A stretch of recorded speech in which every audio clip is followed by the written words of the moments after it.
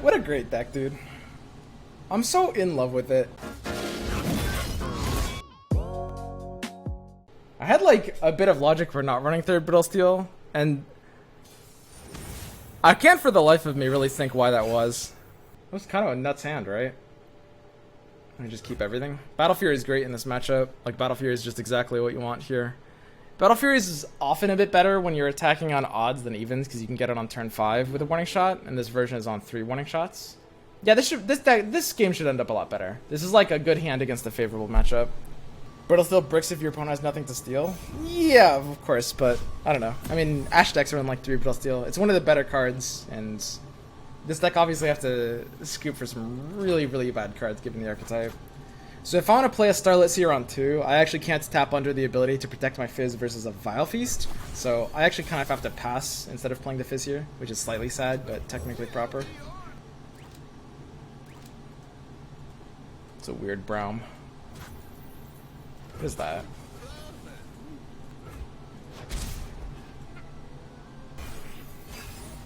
You've been warned in a 6-unit deck? Yeah, You've been warned is a lot better with more spells than units. That's backwards. Because you need the ability to like react to the You've been warned. And units are unreliable reactivity, right? It's like you need to be able to have ways of picking them off at the end.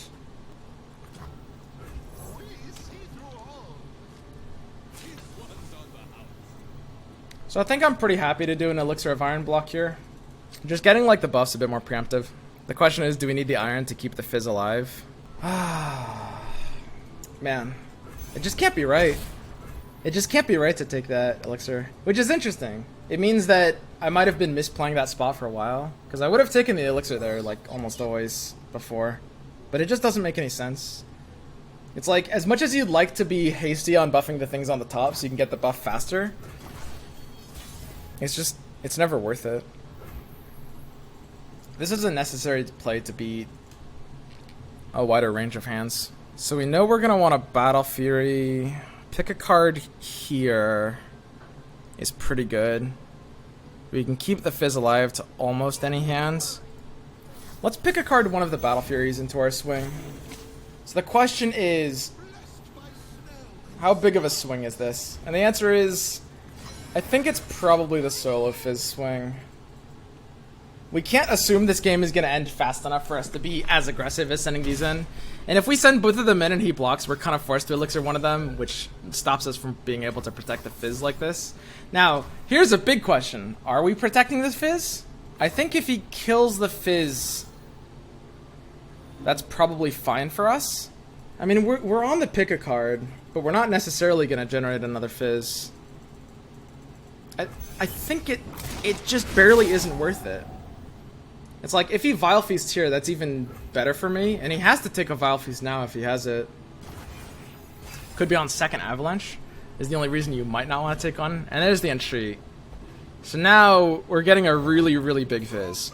So we have 2 objectives. This is an insane draw, by the way. These 4 cards are completely ludicrous, what we just drew. I mean, we have to close out on 6. He can't win past 6, I think, now. So a couple of objectives here. We want to entry for maximum value. We want to make sure we're banking full for the Battle Fury plus warning shot on 6. And we've got Elixir of Iron to beat a lot too. So on 6, we're going to have Battle Fury, Elixir warning shot. We're going to have an almost guaranteed really, really, really big boy. So now the question is it worth it elixiring now so that I can get more Fizz value off of my Entreat? And the answer is, it's greedy and dumb. I'm supposed to Entreat here, like a normal human being. We don't need more than this. We're representing what is already almost a 1-turn kill, and we need to be making sure that we have the full bank.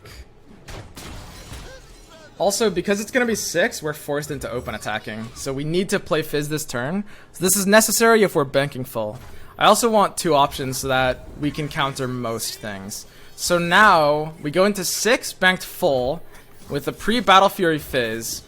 This literally is already threatening what is basically lethal. He has an incredibly hard time letting this through, So what he should likely be doing is pressing some button. He goes down to 3, right? So, like, even if he lets it through, warning shot and make it rain plus a draw gives us lethal.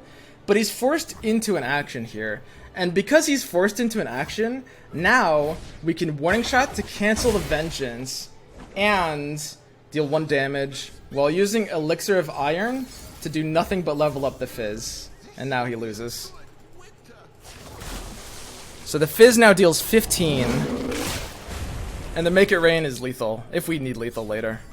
Which we kind of don't, whatever. Vile Feast pushes him out of Make It Rain range. I mean, I don't think I can really regret using Elixir of Iron in that way, but there's a weird way it could play out where I do.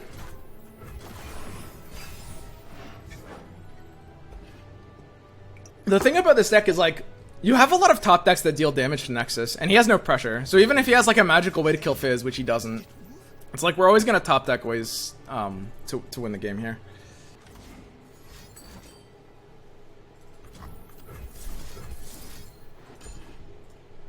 So this forces a Grasp. No, he's just going to die. Okay.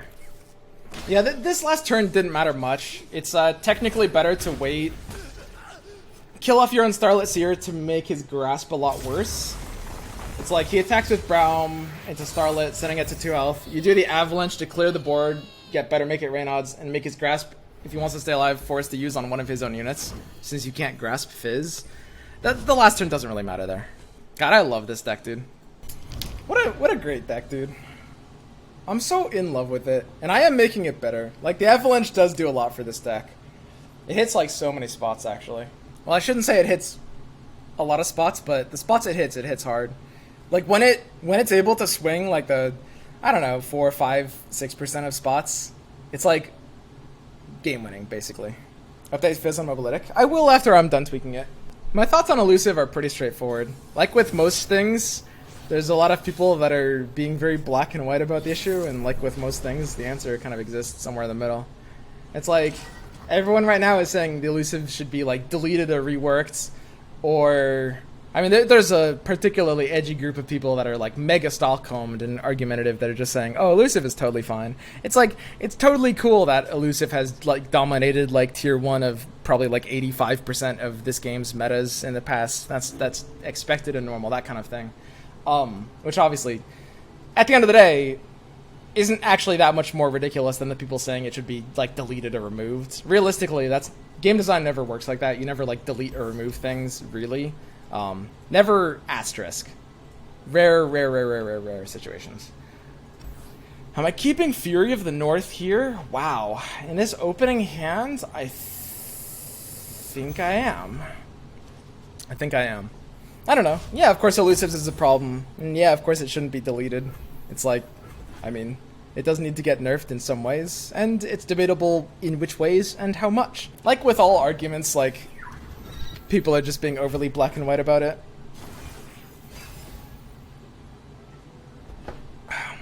Hey Swim, a lot of people will say you rope like crazy, touch your hair too much, and are bad at math, but I disagree. I don't think you're bad at math. Yeah. I mean, that's all well and true. Kind of like a weak pasta though. Why keeping Fury? So it's because in these matchups, they're often going to be swinging in with like Misfortune, and because we already have the Starlit Seer, we will often have like a great turn 4 block against that, which will really slow down this strategy by quite a bit. I mean, we'll see. So let's take a look at this spot. Do we have a pass here? I think I'm actually fairly happy taking this pass. He's the aggressor here by quite a large margin, so I don't think he's super happy with burning me 1 mana and sacrificing his own tempo, unless he has a very spell-heavy hand like his own Fury of the North. So he takes the Pocket Aces into Omen Hawk, which we will absolutely ass-pound with our Avalanche. And look at that! Avalanche just swung this game like a ridiculous margin. That's like... God, what percent even is that? What percent net win did we just swing? A fucking lot. That's hard to calculate. That's a fucking lot, though. So, now if he's got a Misfortune, he'll play it. If it got buffed off of Omen Hawk, it could actually be a little scary, but if not, it's no big deal. Quite interesting. Takes the pass here. Wow. Could he actually be on a play? It's so hard for that deck to pass on an option. If he has something like Misfortune, he has to play it. So normally you'd take the safe play and just like take this pass, but it's actually, yeah, pretty impossible for him to be on anything, at least anything threatening. So I'm not going to burn my mana.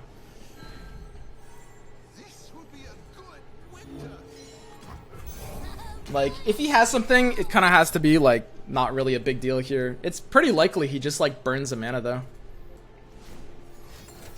Yeah, there we go. This is the kind of play he has to be on off of that pass. Like a really clunky hand, nothing proactive. Because when you think about the list card for card, oh, beautiful, beautiful. That's so good for us. When you think about his list like card for card, everything he could play on 4, he would, basically. Yeah, it's just that easy.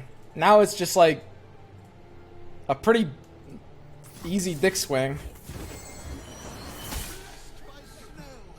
I mean, guy's hyper mega dead here. But I can't stress enough, here's the rule of thumb. If their deck is quite reactive, like PNZ or Shadow Isles, or sometimes Ionia, then they usually have something there to play, and unless your play is great, you should punish them by passing back to them there, depending on your hand. But our play there was not great there. It was not really a great play that round. But you know, if it was one of those decks, then we're like, okay, he's likely going to be on something. We'll just pass because our play isn't great either. If our play was better, then against that kind of deck, we would still probably have played into it just because, you know, we have more of a reason. There's several different things we can be doing here. I think it's kind of like most funny to just like do nothing though. And there's kind of a few things that make this play funny. I don't know. I guess we'll just kill him with Fizz. I guess there's nothing really funnier than just killing him with Fizz. Whatever. Fine. I mean, it will be a lot of damage though, at least.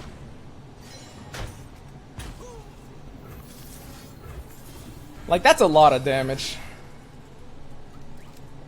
But yeah, against a very proactive deck like this, when you're just thinking about the kind of cards they have, like, that pass means they're always on something.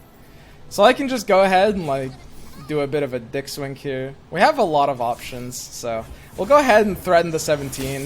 The thing is, like, his deck can't do anything against these kinds of attacks. But even if he could, I mean, we can make our Fizz immune to anything anyway. At the end of the day, let's look retrospectively without being, like, biased by the eventual results. How much did that Avalanche end up swinging? Not as much as I originally thought. A really hefty chunk, but probably closer to, like, couldn't possibly have been higher than 30%. It's like somewhere in the 20 to 30% range is probably our equity swing off of that Avalanche. Which, don't get me wrong, that's still gargantuan. That's nuts.